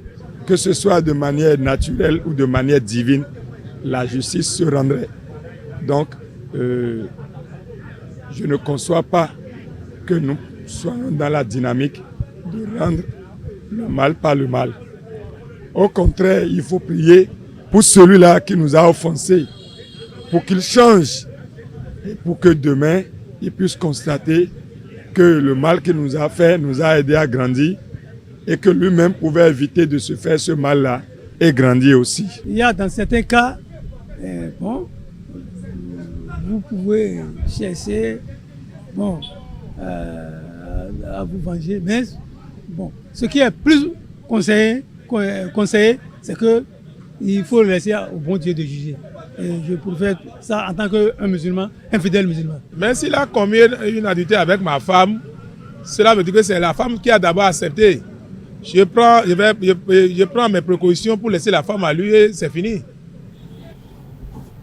Retour plateau, chers intervenants, vous avez écouté l'avis de quelques citoyens sur la thématique du jour. Alors, je vais m'adresser à vous, Yasmina Tchongoto. Est-ce que c'est pas plutôt facile de pardonner, peu importe ce que l'on a fait ou l'on vous ait fait? C'est pas facile de pardonner parce que on dit Dieu est amour, il faut savoir pardonner. Et quand vous pardonnez, vous avez l'esprit tranquille, vous êtes dépourvu de toute haine, on va dire. Non, c'est bien facile de dire je te pardonne, mais il faut savoir que tu dis à une personne qui t'a fait autant de mal, je te pardonne, mais derrière, tu ressens encore je sais pas, de la douleur envers cette personne ou bien la chose qu'elle a eu à te faire. C'est pas du tout du pardon. Mais pour vous, lorsque vous oubliez, c'est que tout est pardonné. Oui, lorsqu'on oublie, c'est que tout est pardonné. C'est-à-dire une personne a eu à te faire quelque chose, mais bon, tu as oublié et tout. C'est-à-dire que tu n'as pas vraiment pris ça en considération et voilà, c'est oublié quoi. Mais il y a des choses que des personnes font qui n'ont pas droit au pardon en fait. Hormis l'humiliation par exemple, qu'est-ce pour vous n'est pas pardonné? Qu'est-ce que pour moi n'est pas pardonné? C'est-à-dire tu touches à quelqu'un de ma famille, ça c'est pas pardonnable. Tu touches à une personne qui m'est chère, c'est pas pardonnable. Par exemple, j'ai eu une expérience quand même où père à son âme, on a tué mon cousin. Et jusqu'aujourd'hui, je peux pas pardonner à ces personnes-là, parce que c'est pas une seule personne, à ces personnes-là qui ont eu à ôter la vie à mon cousin. C'est impardonnable. Et même si demain je trouve ces personnes-là, je crois que comme disait le citoyen dans la diffusion, il faut pas rendre justice par soi-même. Moi, je vais rendre justice en fait. Parce qu'il y a des trucs qu'il ne faut pas faire. Surtout la vie, elle est chère. Et quand on ôte la vie à une personne et après cette personne vient te dire pardonne-moi, je n'ai pas fait exprès, c'est un coup qui est parti et tout, ça pas du tout. Pas du tout. Yasmina, vous soulignez quelque chose d'important quand même et je vais m'adresser à Carles Kitome. Est-ce qu'il faut rendre justice soi-même ou laisser la nature ou Dieu s'en charger? Au-delà de la nature et de Dieu, nous avons quand même des dispositions qui essayent de rendre justice aujourd'hui. Et on dit nul ne peut se rendre justice par lui-même. Maintenant, je voudrais dire, vous savez, quand quelqu'un dit je te pardonne, il faut bien observer la personne qui le dit. Si la personne est... La personne qui demande pardon non, ou la celle personne qui dit veut qu'elle pardonne. D'accord. Si c'est une personne qui, spirituellement, fait partie de certaines sociétés, quand il dit je te pardonne, c'est une condamnation. Il dit physiquement je te pardonne, mais c'est que c'est la mort qui sanctionne ça. Quand lui te dit je te pardonne, c'est qu'il te tue. Et donc, il faut bien regarder à qui on a affaire avant et d'entendre les mots et leur donner leur vrai sens. Ça, c'est un fait. Mais je voudrais dire que moi, dans ma culture, quand vous savez que vous avez offensé quelqu'un, c'est le matin qu'on va voir cette personne pour lui présenter des excuses. Le matin de bonheur, on va attendre cette personne au seuil de sa maison. On ne frappe pas.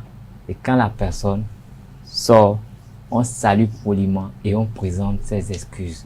Quels que soient les gens qui sont là, on présente ses excuses. Et si éventuellement cette personne estime que c'est trop facile, on organise des séances où vous présentez des excuses et on dit au Tutsi, c'est-à-dire que il va boire de l'eau et il va cracher sur vous pour vous dire qu'il vous a pardonné, vous accorde la paix. C'est toute une cérémonie. Et toutes ces choses ont été instituées parce que le fait d'en vouloir à quelqu'un est toujours destructeur. Ça peut créer la mort, ça peut nuire et ça fait regresser carrément la société. Et vous savez, le pardon, c'est une force. Le pardon, c'est une arme. Et qui sait pardonner prend toujours de la hauteur. Qui sait pardonner, on peut trouver que c'est banal, mais c'est quelqu'un qui est très loin de vous parce que la personne arrive à se dominer. Pardonner, c'est se dominer. Pardonner, c'est banaliser la douleur. Mais il y a une différence entre pardonner et oublier. Quand vous avez pardonné, c'est pas que vous avez oublié, parce que c'est vrai que vous n'êtes plus là pour vouloir rendre le coup, pour vous venger. Mais vous savez qu'avec cette personne, il y a des limites à mettre pour ne plus permettre de commettre la même offense. Oui. Donc, c'est en ça que vous ne pouvez pas complètement oublier.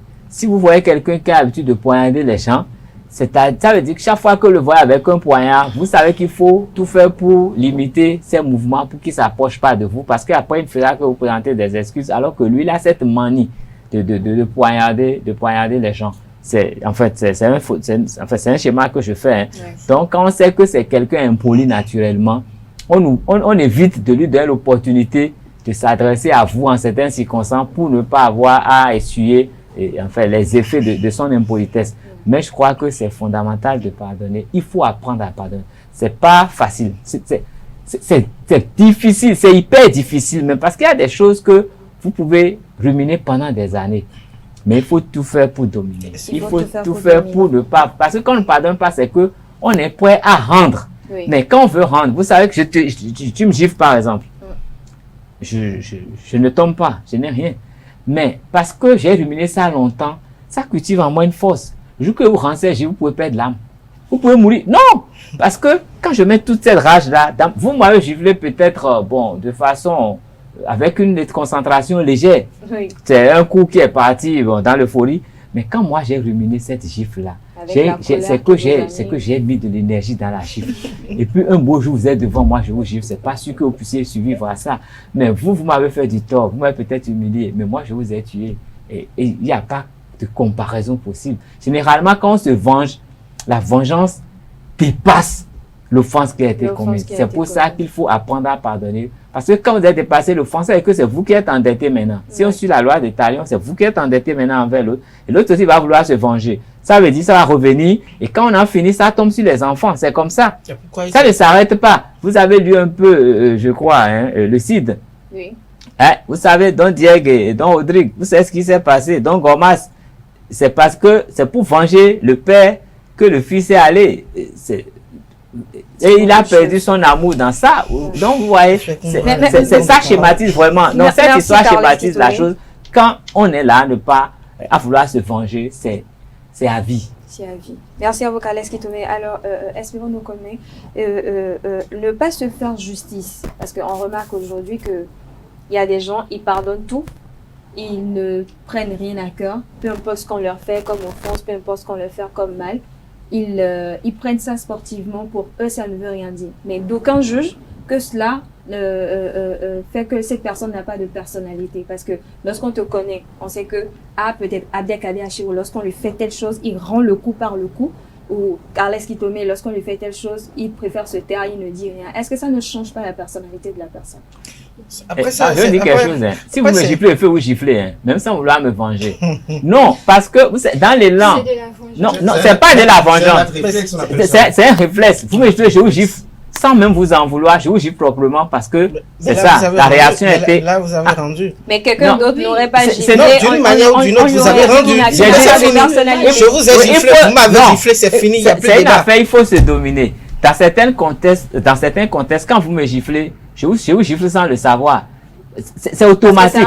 Mais ce qui est dangereux, c'est que je ne vous gifle pas tout de suite et après, je planifie de vous gifler. Ça devient très dangereux après. Je voudrais dire d'abord quelque chose par ce qu'elle a dit. Oui. On dit que Dieu est amour et autres, mais est-ce que vous savez que la nature, lui, ne pardonne pas? La nature, vous avez affaire à la nature. La nature, vous réglez vos comptes avec la nature. Non, pas l'homme. Non, la nature ne connaît pas compte de qui que ce soit. La nature, lui, il est juste là. C'est un peu comme Dieu nous a créés tous autant qu'on est. Vous avez vos principes. Dieu a créé aussi le monde, il a créé la nature, il nous a tous créés, il nous a mis là. Et la nature aussi a ses règles. Il y a des trucs quand tu fais, ça dit, tu peux poignarder ton ami là, tout de suite tu vas voir Dieu. Ah Seigneur, s'il te plaît, pardonne-moi. Lui, il est amour, il t'accepte. D'accord, mon fils, il n'y a pas de problème, je te pardonne. Mais la nature, lui, il t'attend au carrefour, putain, il va te rendre ça. Dieu te pardonne, mais quand tu as poignardé quelqu'un, Dieu te donne l'instruction d'aller toi-même dénoncer aux autorités que tu l'as fait. Si tu caches ça, non, tu deviens criminel. Non, je ne veux pas rentrer dans les paroles bibliques. Je ne souhaiterais vraiment pas rentrer dans ces détails, mais déjà, il faut comprendre que vous commettez. Il y a une sanction qui est prévue pour chaque crime que vous commettez. Et vous savez, si vous gardez, je ne sais pas, un meurtrier dans votre ville, c'est une malédiction pour vous. Donc, le meurtrier, il doit être jugé, il doit payer pour le crime qu'il a commis. Mais on peut Mais pas ce n'est savoir pas... Est-ce que les sorciers, les sorciers là, J'ai commencé par là. attendez, les sorciers là, il se maudit lui-même. on juge les sorciers où? Ah, moi, je n'ai pas été là-bas avec Mais voilà, attendez, ça c'est la nature. Mais qui Dieu règle les ça. juge quand même. Attendez. Je monsieur parle Kane. de ce que je sais. On va Ok, écouter d'accord. SPO. Vous parlez de ce que vous savez. Mais écoutez, moi je suis convaincu d'un truc, c'est quoi? Vous me faites du mal. Si je veux, Je vous prends votre femme, vous faites quoi? D'accord, il n'y a pas de bon débarras. Non, vous faites quoi? Non, mais bon débarras, il n'y a pas de problème. Quel débarras? Vous accepteriez qu'on vous prenne Quel votre débarras? femme? Moi, je n'accepterai pas que vous preniez ma Non, femme. maintenant je l'ai prise, tu vas faire quoi? Je vais vous regarder. Je vais- Non, c'est non, ce qu'on refuse ailleurs, on accepte ailleurs. attendez, moi, mon silence, vous ne savez pas pourquoi je vous regarde, juste je vous accepte. Ah ben dites. Mais voilà. Non, mais voilà. Vous avez trouvé les Vous preuves. savez, d'autres personnes, ils n'ont même pas besoin de vous porter la main ou de vous faire quoi que ce soit avant de vous rendre ce que vous voulez. Juste le simple silence. Juste le simple silence suffit pour Mais autant le garder chaque fois, si on est sûr, si on est convaincu que ça se paye toujours. Autant garder le silence. Et il y a une chose, hein. Il y a des choses que vous ne pouvez pas faire, truc là. Si vous me faites du mal, soyez sûr d'une chose. Si je vous rends, c'est bon. Mais si je ne vous rends pas, la nature va rendre ça. Il n'y a rien à faire. Et il y a des gens, il y a des gens, au soir de leur vie, vous allez voir, tout ce qu'ils ont eu à faire, ils disent ça comment en fait? Ça vient d'où? Ils peuvent partir, Dieu va juger là-bas. Puisqu'on dit qu'il y a un paradis, il y a un truc là. Je ne veux pas rentrer dans ce débat. Mais puisqu'on dit qu'il y a un Dieu là-bas qui va juger les gens et autres, ils peuvent se taire, ils disent que j'ai tué ci, j'ai tué ça. Mais au soir de leur vie, avant qu'ils ne rendent leur dernier soupir, ils disent tout. Vous n'allez pas me dire que ça, c'est pas avéré, c'est pas vrai. Alors, Carles Kitomi a dit tout à l'heure qu'il faut banaliser la douleur. Mais moi, j'ai envie de savoir, est-ce que le fait de banaliser la douleur, c'est pas une façon de créer un petit monstre? Parce que quelqu'un qui garde la colère en lui, qui garde des offenses en lui, qui encaisse à chaque fois, à un moment donné, il suffit juste d'une petite action pour qu'il explose. Si la personne le fait sciemment, non, je sais que c'est vrai. C'est pour ça que c'est un exercice difficile. Pardonner, c'est pas facile. Hein. Je crois que c'est très très difficile de pardonner. Mais il faut apprendre à pardonner. Il faut cultiver le pardon. Parce que quand vous ne réalisez pas, c'est comme un aliment qu'on met dans votre ventre. Ouais. Il fait quoi? Il pourrit, il se décompose. Et quand ça sort, l'odeur là peut tuer quelqu'un. Donc il faut tout faire pour digérer. Il faut digérer cet aliment-là. Parce que notre ventre n'est pas un frigo où nous allons conserver les choses à l'état. Vous savez, bon, Abdel Kaleh, je l'offense, je lui fais une offense, il garde. Espero lui fait une offense, il garde. Atifa lui fait une offense, il garde. Il devient quoi? Lui là, il ne vit plus. Il serait là à tourner dans ce monde, à ruminer tout ça. Mais il n'est plus lui-même. Il souffre en fait. Parce qu'il n'a pas encore rendu ça. Il cherche le moyen de rendre. Il souffre énormément et il pourrit sa vie. C'est lui qui regrette, c'est lui qui perd tout. Celui qui l'a offensé, vous savez, celui qui vous a blessé avec un point, il a vite fait d'oublier. Mais vous, chaque fois que vous voyez la cicatrice, vous allez vous rappeler et les circonstances dans les détails. Mais lui, il est parti, mais c'est vous qui en souffrez plus longtemps. Donc, autant banaliser cette cicatrice-là pour pouvoir l'oublier. Parce que si vous gardez à l'état l'offense, vous n'allez jamais l'oublier. Il faut banaliser pour oublier. C'est ça ce que je suis en train de dire. Est-ce qu'il faut banaliser pour oublier? Vous savez, on est 5 sur ce plateau ici. Chacun de nous a sa personnalité et a sa caractéristique. Carles Kitomi est Carles Kitomi, Espero est Espero, Atifa Olafa est Atifa Olafa et Yasminat est Yasminat. Autant que nous sommes, nous avons cette façon d'accorder du crédit à des faits comme à ne pas accorder du crédit à d'autres. Il y a des gens qui sont de nature à banaliser tout dans la vie. Et généralement, que Dieu me pardonne, parfois ils quittent très vite la terre. Parce que pour ce qui doit parfois les tuer, ce qui doit être corrosif à leur existence humaine, ils ne voient pas le mal venir parce que pour eux, tout est banal. Et il y a de ces personnes-là qui sont au milieu. C'est-à-dire, ils banalisent, mais parfois ils prennent un peu au sérieux entre les deux. Et il y a les autres, parfois, qu'on peut trouver de méchants, mais qui n'a pas, de ma petite expérience de vie et une grande observation, qui vivent un peu longtemps. C'est ces personnes-là qui sont très minutieuses dans le détail et qui peuvent prendre des décisions brutales parfois parce qu'à un détail donné, j'estime que ça là aujourd'hui c'est lié à tel fait. J'ai accepté les excuses une fois parce que je vais vous dire une chose. Je ne suis pas d'accord avec Carles Kitomi par exemple par rapport au pardon et avec Espero par rapport aux excuses. Parce que moi je pense que, comme Carles Kitomi l'a mentionné, précisé, on me présente des excuses. Oui. Je suis libre d'accepter ces excuses, mais de ne pas pardonner. Ça, c'est dans mon registre à moi. Parce que, vous savez, chacun, par rapport à ces notions de vie, lorsqu'on parle de pardon, on parle d'excuse, chacun a sa manière d'appréhender ces choses-là. Je vais vous donner un exemple simple, par exemple. Lorsque je suis en face de quelqu'un qui commet les mêmes faits chaque fois et qui vient, coucou, me dit, excuse-moi, je pense que cette personne soit me manipule ou m'utilise. Et je peux ne pas pardonner. Maintenant, il faut aussi inculquer à nos amis internautes qui nous suivent aussi cette faculté de savoir s'excuser. Il y a des gens qui ne savent pas s'excuser. Il y a des gens qui pensent que le fait d'avoir envoyé un message pour dire il faut oublier ce qui s'est passé là, il faut que pour eux c'est comme si c'est un dictat, c'est comme un décret. Donc, juste après la fin de cette phrase-là qui a été dite ou qui a été écrite, peut-être par un SMS aujourd'hui, vu l'évolution du monde, vous devez changer automatiquement. Et donc, lorsqu'on ne change pas automatiquement, on dit mais je vais quand même présenter mes excuses. Il ne m'a pas compris. Alors que non.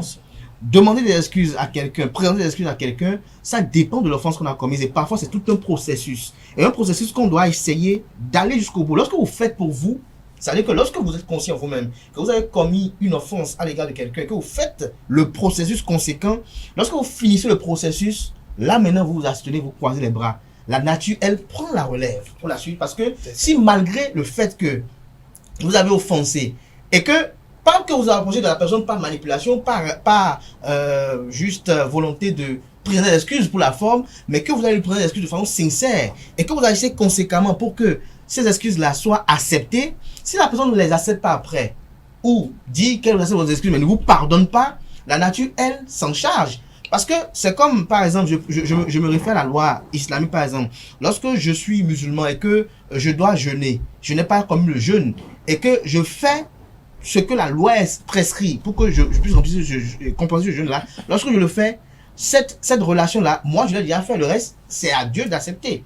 Vous voyez, parce que n'oubliez pas une chose, une faculté. Lorsqu'on parle de pardon, on parle de loi d'étaler et autres. Cette loi-là s'applique à quel niveau, à quel moment dans notre vie? Lorsque nous avons un caractère vindicatif. Il y a des gens, vous comprenez, il y a des gens, vous voyez par exemple, il y a des gens dans les arrêts ici que c'est que lorsque vous leur collez une claque, ils vont regarder, vont dire, est-ce que tu es normal? Il y a des gens qui comme ça qui vont dire, je t'ai rien fait mais tu me juges, est-ce que tu es normal?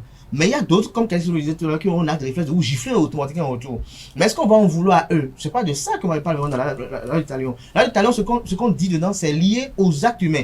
Yasmin de Moto a dit quelque chose tout à l'heure qui a paru un peu banal, mais c'est dans ce cas de figure vraiment que la loi de talent, par exemple, reste. Vous avez demandé tout à l'heure à Yasmin de Moto quelles sont les choses que vous ne pouvez pas, par exemple, pardonner à quelqu'un. Oui. En dehors de la honte, il y a la trahison. Il y a la trahison. La trahison qui est quand même quelque chose qui amène les uns les autres aujourd'hui à vouloir se venger, à vouloir se faire justice. Parce que les gens estiment que la justice des hommes, parfois, elle est trop gentille. Quelqu'un qui va violer une petite fille de 8 ans, par exemple, et qui, on va lui dire, bon, il va rester en prison. Certaines personnes peuvent estimer que c'est peu pour lui. Et donc, c'est la sentence qui est donnée.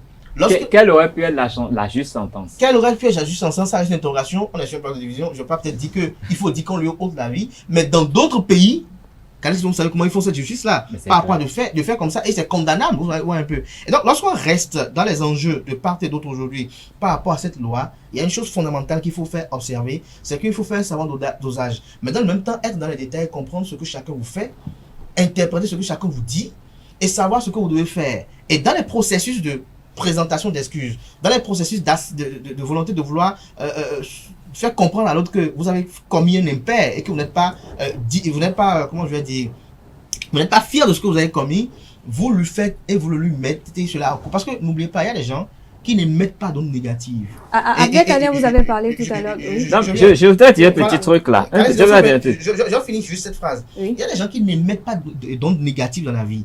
Et cette personne-là sont des dangers de la société. Vous savez pourquoi? Parce qu'ils ont avec eux une grande... Parce qu'ils ne mettent pas d'ondes négatives, ils ont avec eux une grande charge de la nature.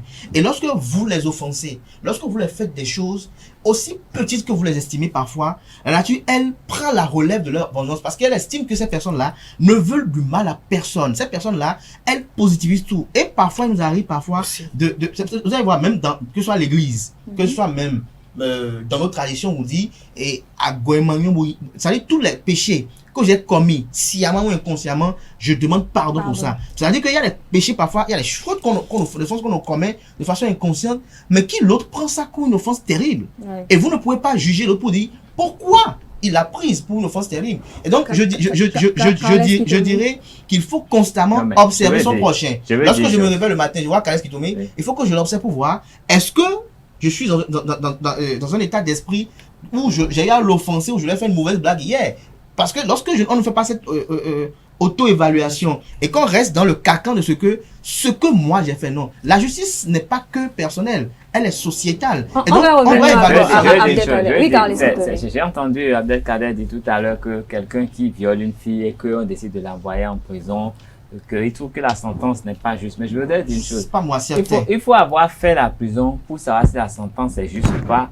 Il faut savoir ce qu'on vit de l'autre côté pour savoir ce que c'est. Parce que je me dis, autant que nous sommes ici, nous pouvons dire que nous ne voulons pas sortir de l'ESAE et rester ici pendant 2 jours. Mais à partir du moment où on va nous interdire de sortir de l'ESAE, même pendant 1 heure, je crois que moralement, c'est une souffrance terrible. C'est une chose qu'il faut savoir vivre. Et donc, quand les gens vont en prison, c'est pas pour les punir forcément tout ce qu'ils ont fait, mais pour les amener à prendre conscience que ils ont fait un truc qui n'est pas pardonnable. Et quand on a pris cette conscience, si c'est des gens bien, forcément, ils se repentissent. Et c'est des gens qui savent quand ils viennent de là-bas, ils deviennent autres. Et s'ils sont pas bien? Mais quand c'est pas des gens bien, ils reviennent et ils récidivent tout le temps. Non, ils sortent et ils sont pires parce qu'ils se disent, quand je le ferai, il ne m'arrivera que si. Et donc, il est toujours prêt à y retourner. Mais au final, c'est des gens qui, finalement, ne vivent plus parce qu'ils perdent leur vie. Ils se vengent, c'est une façon de se venger. Vous savez, il y a des enfants, quand vous les frappez, s'il estime que c'est injuste, il commet encore ce qu'il a commis. Il dit, on ne pourra que me frapper. Mais au fond, ils ont tort de me frapper. Donc, il vaut mieux comprendre les gens. C'est là où je dis. Et vous savez, on dit souvent, de la loi d'Italion, c'est la vengeance. Justement, parlant de vengeance, on dit que la vengeance, c'est quand vous faites un accident et que quelqu'un meurt, on vous envoie en prison, même si vous avez raison, pour que les parents du défunt ne viennent pas se venger de vous. C'est d'abord pour votre sécurité qu'on vous envoie en prison. Et après on analyse des circonstances pour voir si vous êtes fautif. Et là, justement, parlant de vengeance, on dit souvent que la vengeance est un plat qui se mange froid. Et je vais m'adresser à Yasmina. Il faut être un démon pour savoir bien se venger. Est-ce que le fait d'attendre un moment d'abord, planifier sa réplique, planifier ce qu'on juge normal de rendre à cette personne qui nous a offensé ou qui nous a fait quelque chose de mal, est-ce que c'est pas une façon aussi de se ramener au niveau de cette personne-là? Parce que de la même manière, vous devenez un monstre, vous devenez une autre personne. Parce que ruminer, garder cette douleur, cette colère en nous, parce que la réplique est forcément plus dure que ce qu'on vous a donné. Il y a des gens parfois qui... On va écouter Yasmina tout le monde. Non, pas du tout. Moi, je suis quelqu'un de très calme. J'observe beaucoup. Mais si tu me fais quelque chose que vraiment je ne digère pas, je vais te rendre le coup. Pas forcément de la manière, comme je l'ai expliqué, pas forcément de la manière dont tu m'as fait la chose. Mais à votre manière. Oui, mais à ma manière en fait. Donc pour moi, pas du tout. Cela ne veut pas dire que je vais devenir quelqu'un de très très méchante, mais c'est juste que... C'est inconscient. Non. Quand on a dit comme ça, on devient méchant de façon inconsciente. Non, pas du tout. C'est juste que je te rends ce que tu as eu à me faire, c'est tout. Mais dans la façon de rendre, parfois ça dépasse ce qu'on vous a fait. Parce que je suppose, par exemple, que quelqu'un vous a volé peut-être un stylo et vous, au retour, vous volez peut-être son sac. Non, pas ça. Le stylo, c'est quelque chose. Parce que dans le sac, il peut y avoir beaucoup de choses. De l'argent, qui dépasse peut-être la valeur d'un stylo. Et vous voulez voler son bac. Pour vous, c'est équitable. Pour vous, c'est équitable. Non, c'est pas encore équitable. Il faut encore plus. Oui, il faut plus. Parce que il m'a volé mon acte de naissance, avec que moi, je ne peux plus faire de papier administratif.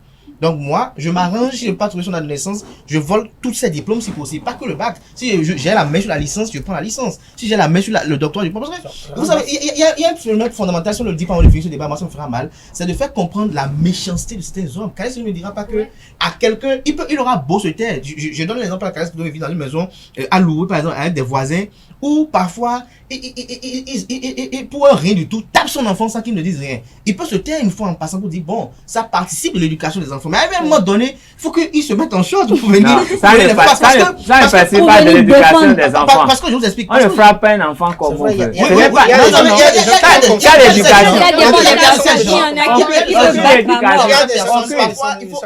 Si l'enfant de quelqu'un a mal fait quelque chose, Le de se mieux, c'est contenir. d'aller dire à ses parents qu'il a Il y mal en fait. a qui s'en chargent c'est des eux-mêmes. petites Par diablotins, exemple, en c'est des petites public, diablotins. en Il faut public, avoir vous la force, entendez des personnes il faut qui avoir la disent force il y a ma de cour se et le contenir rigole. pour pas faire. C'est quoi, Quand avant? on vous éduque Ça, à c'est la la- maison, c'est la le prison dehors va directe. vous éduquer. Il C'est y la en a qui prison au directe. dehors Je vont s'en charger. voudrais dire ceci. Oui, espérons. J'ai dit tout à l'heure qu'il y a certaines personnes qui n'ont pas besoin de vous rendre quoi que ce soit. Mais ça dit juste le fait qu'ils se taient. Moi, par exemple, si tu me fais du mal, il n'y a pas de souci. Mais je vais te montrer que ce que tu m'as fait là, je n'ai pas désiré. Comme certains le disent, il y a des personnes il y a des personnes qu'on ne vole pas, des personnes qu'on n'insulte pas, des personnes qu'on n'offense pas parce que tu ne sais pas qui est debout, de quoi il est fait, Voilà. qu'est-ce que la personne Surtout représente comment devant elle toi. vit sa vie. Maintenant, il y a l'autre chose que je voudrais dire par rapport à ce que Kader a dit. Oui, Vous savez, il y a des gens qui ne demandent pas pardon. Eux, ils disent, moi, je ne demande pas pardon.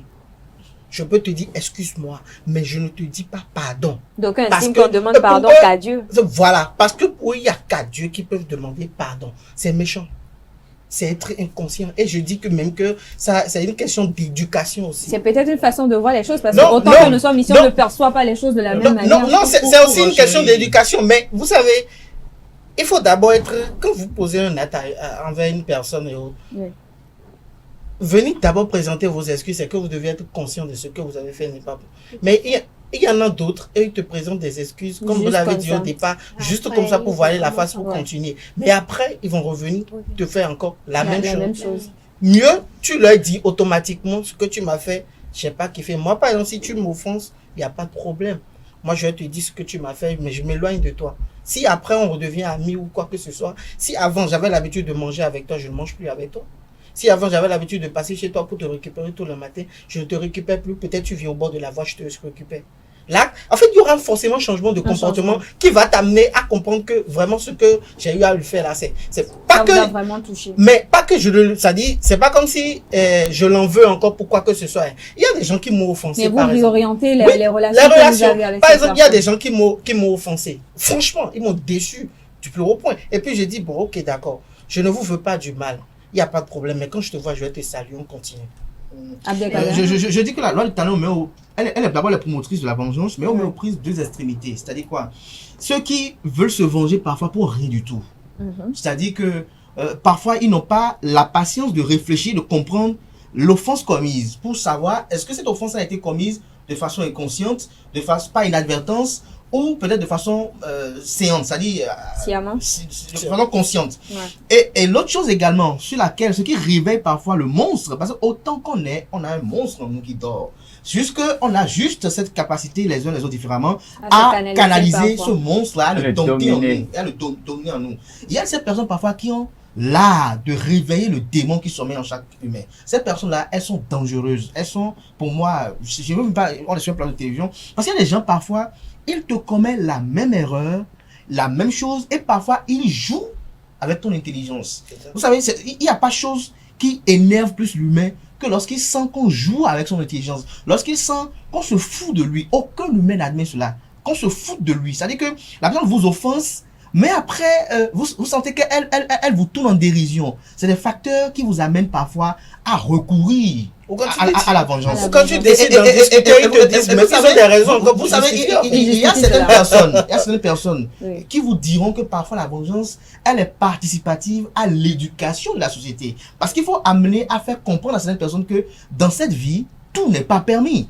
Dans cette vie, dans les relations, vous savez, il y a des gens qui peuvent tuer quelqu'un pour arriver à leur fin. Il y a des gens pour qui aucune valeur n'a de valeur qu'à part l'argent. Il y a des gens pour qui aucune relation n'a de valeur à part l'atteinte de leurs objectifs personnels et personnifiés. À cette personne-là, on ne peut pas se taire. Se taire, c'est parfois cautionner cela. Parce qu'à des moments donnés, vous allez vous dire que qui va vous dire ici, qui n'arrive pas à demander une question de savoir est-ce que la nature même, comme on dit, elle rend justice, mais est-ce qu'elle est juste?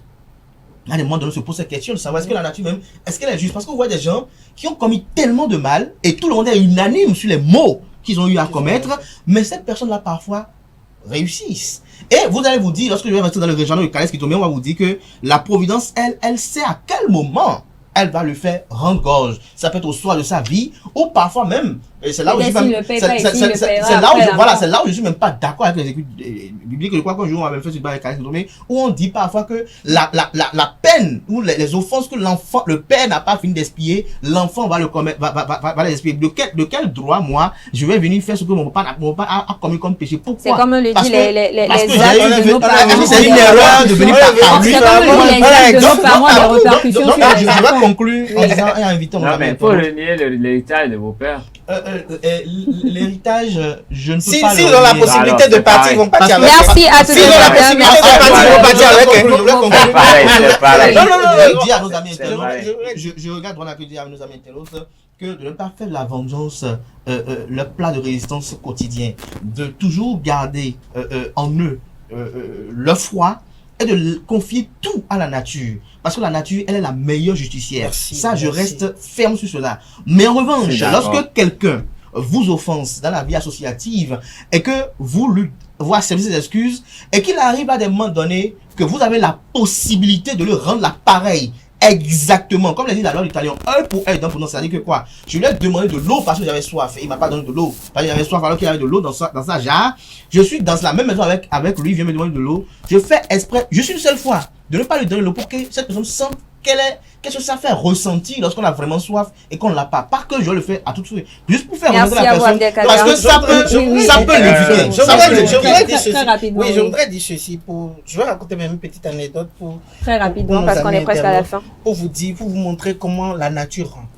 Vous savez, j'ai eu un ami qui m'a raconté une histoire. Il dit qu'il a géré un business avec un de ses partenaires. Et quand l'argent est sorti et autres, le partenaire ne lui a pas rendu sa part.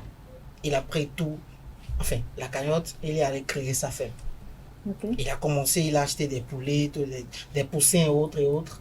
Mais au bout de 2 mois, le gars, il a su que l'argent a été décaissé. Mais il dit, mais donne-moi mon argent et autres. Il dit non, c'est pas encore sorti.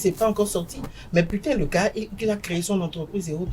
Après 2 mois, 2 ou 3 mois après, tous les poussins sont morts. Tout. La nature a rendu. Non, mais tout ce qu'il a créé. Mais parfois. Non, c'est pour dire. Non, c'est pour dire quoi? En fait, il n'a pas fait un recours à quoi que ce soit. Il a juste dit, Seigneur, il a juste dit, Seigneur, si c'est tel que tu as voulu, alors que ça se passe ainsi. 2 mois après, ça a payé, putain, tout est mort. C'est vrai que parfois, en voulant se venger, on coupe le cycle de la nature, la vie. Et parce que la vie, parfois, lorsqu'elle veut prendre justice et elle veut se venger de vous, parfois vous avez même pitié de la personne qui vous a offensé. Merci à vous, Carles. Carles, qui te vient pour conclure. Moi, je voudrais dire que dans la vie, il faut savoir que le pardon nous rend forts. Et il faut apprendre à pardonner. Il faut cultiver le pardon. Et il faut savoir également communiquer pour que les gens en face de vous sachent prendre conscience de ce qu'ils font de bon ou de mauvais.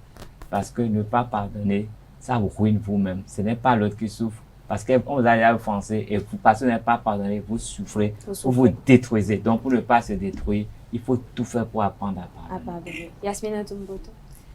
Moi, je veux dire que parfois, lorsque tu rends le coup, tu te soulages. Tu es soulagé. Donc, pour moi, il faut pardonner, mais il y a des choses. Non, mais il faut prendre le point exactement comme ce que vous avez fait. Oui. Il ne faudrait pas qu'on vienne casser votre télé et vous venez exploser la maison. Non, Merci. Aussi, je voulais dire, chers amis internautes, je voulais dire. Ne faites pas à autrui ce que vous n'accepterez pas qu'on vous fasse. Ça, c'est très important. Ne faites pas à autrui. Si vous voyez, si vous êtes quelqu'un, vous n'aimez pas qu'on vous manque de respect, alors ne manquez pas de respect à une autre personne. Et si vous manquez de respect à cette personne et que après vous voulez discuter de ce qui s'est passé, taisez-vous, écoutez au moins.